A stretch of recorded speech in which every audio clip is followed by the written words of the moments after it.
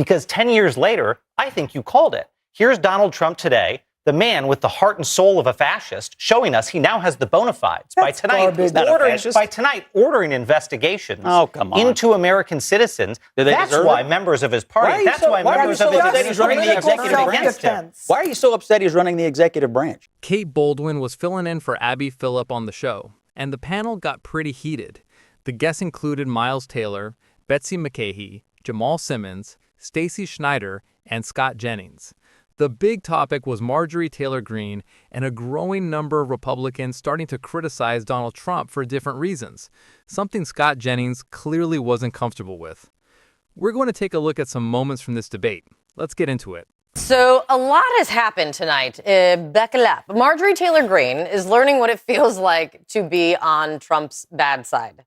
She has been one of the most vocal Republicans calling for the full release of the Justice Department's investigative files on Jeffrey Epstein. And now President Trump tonight is unendorsing. He is withdrawing his endorsement of Marjorie Taylor Greene and writing on Truth Social that all I see wacky Marjorie do is complain. And then he added that I can't take a ranting lunatic's call every day. There was a lot there. So you can go and then talk about a lot. Then MTG fired back with screenshots of text messages that she claims that Trump is lying and that she did not call him, also saying that it is astonishing, really, how hard he is fighting to stop the Epstein files from coming out. She argued that she has been one of Trump's strongest supporters, but that she doesn't, quote, worship or serve Donald Trump. On top of unendorsing, he actually said that he would support anyone who would be primarying her in the upcoming election. Who wants to take this one on? Well, I can tell you that is not unusual in politics. Political romances are often short-lived. And she has been critical of him not only about the Epstein files, but about his involvement in foreign affairs. And I don't mean with women. I mean in various parts of the world. You said it, no. Just to clear the table on that one. And so it's not surprising that they have had a breakup of sorts after all. He didn't give her a ring. He just supported her for a little while. Listen, this fire is spreading. I mean, right, it started off talking about Epstein in the beginning. Then during the shutdown, she was one of the few Republicans that correctly identified Donald Trump's unwillingness to deal with the ACA subsidies and lower healthcare costs for Americans as being one of the reasons why the shutdown occurred. Yeah, she was very outspoken about that. Now she's talking about foreign policy. This is not going away. Whatever is going on between them seems to only be heating up, and I think the rest of us should get the popcorn. I think here for it. And a war with words, sorry, Scott, a war with words with Donald Trump is such a risky business that I cannot believe she has the bravery to engage in it, because even if she was right, she's still going to lose. Is there an example of anyone beating Donald Trump at this game? Never. This is his game, and he's great at it. And she's barking up a tree that she's going to fall on her really hard. You know, it's interesting. He has some people who profess to be strong supporters who do oppose him more often than the people that you might not think are his strongest supporters. She's one of them. Thomas Massie in Kentucky is another one. Rand Paul, my home state senator, he takes on Trump, although they profess to be Trump supporters. In this case, I think he had the order out of order. I trace all this back to his decision, the righteous decision to strike Iran. She was against it. So were some of the people who occupy that wing of the party. He defied them. And since that time, they all seem to be stridently picking at him on this issue or that. And then, of course, everybody knows in Washington, Miles, you know, the fastest way to get in front of a television camera if you're a Republican is to come out and crap on Donald Trump. And so that is what she is doing. But, you know, Scott, that is what she is doing. Because I trace it back further than that, Scott. Over these issues, and that's what happened. Scott, I trace it further back than that. I trace it back to 10 years ago when you said Donald Trump was an authoritarian. And you know what, Scott, I've got to hand it to you. That was a remarkable forecast. Because 10 years later, I think you called it. Here's Donald Trump today, the man with the heart and soul of a fascist, showing us he now has the bona fides. By tonight, ordering investigations into American citizens. That's why members of his party, Why are you so upset he's running the executive branch? For the same reasons you predicted he shouldn't. For the same reasons, Scott, you said he violated his oath and he should never be back in that office.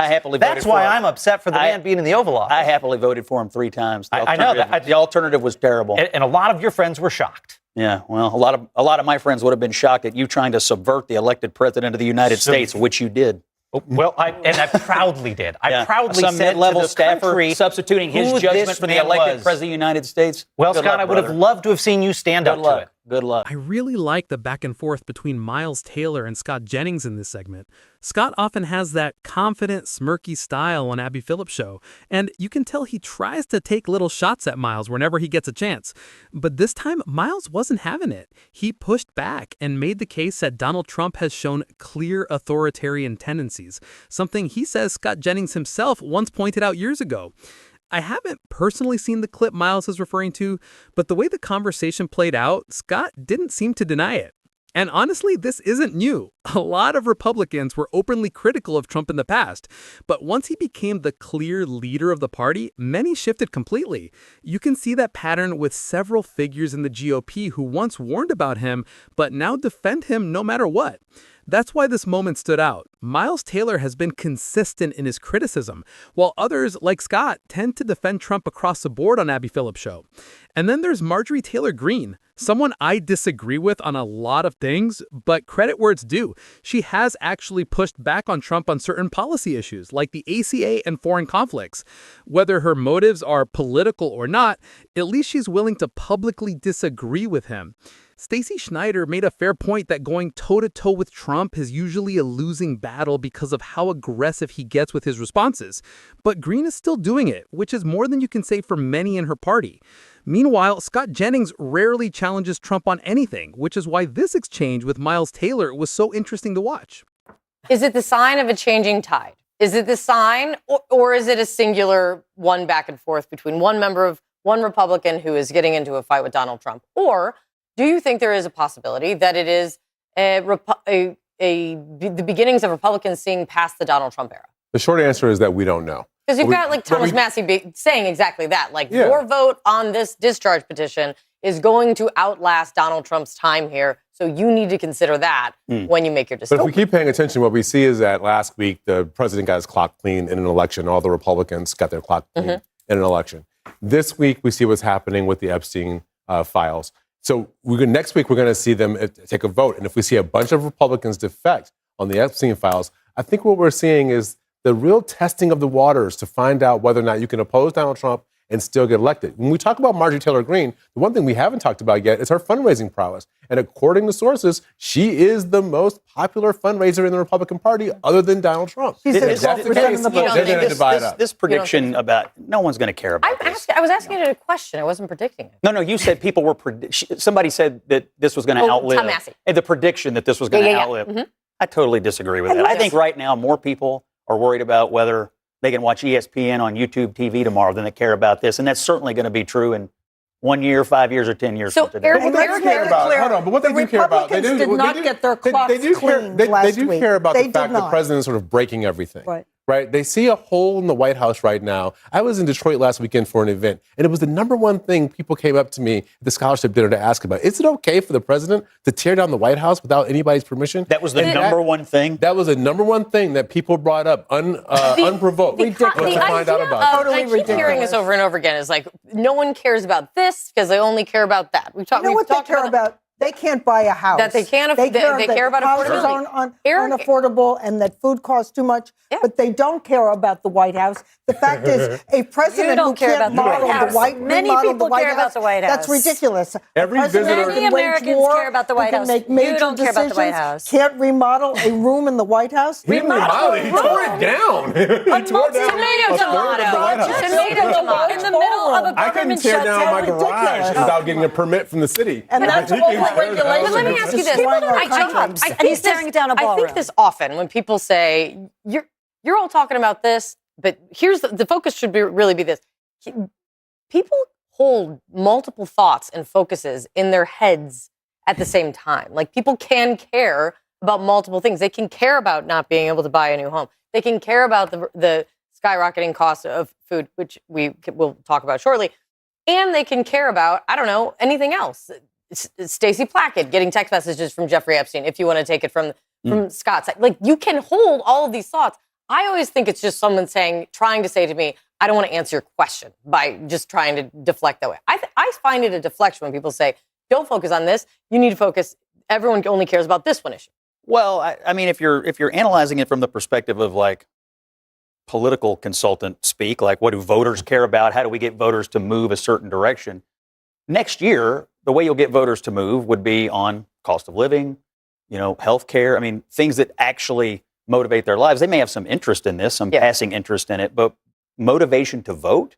I mean, everybody knows what the bread and butter issues are. This won't be one of them, but the ones that will be relevant are quite obvious. I disagree with Scott fervently on Donald Trump, and I could not agree with him more on that point. Voters aren't going to care about this next year. For better or for worse, they are going to care about things like affordability. Everyone in politics is going to be running that direction in the lead up to the election. The people that do care about it, though, and consistently get lost in it, are the victims of Jeffrey Epstein, who then just wrote a letter to members of Congress saying, think about if this was you, and think about if this was your child when you're taking this vote next week. Do you think I am saying that because... Do you think the victims would agree with Donald Trump asking the Department of Justice to look into people that may have been involved in this and got away with Scott, it? it would have been nice if he did it when he got into office. I know they can speak for themselves. I do know that Democrat, even Ro Khanna, said, everyone, investigate it. Well, there seems to be a lot of anger about Donald Trump saying, well, maybe these people need to be looked into. Why? I think where the interest is if these people are looked into, a member of Congress actually said it today, we don't have time to run it, but if these people are looked into, does that mean that Donald Trump can be looked into as well? Is there a shred of evidence he ever did anything untoward? Is there a shred of evidence? No. About anybody else? Is there a shred of evidence? No. All right, same answer for the other people. Stand by my friend. Stacey, thank you. This moment with Scott Jennings really stood out to me. When the topic of Epstein came up, Scott shifted the focus to everyone else who might be involved, while insisting that Trump had nothing to do with anything.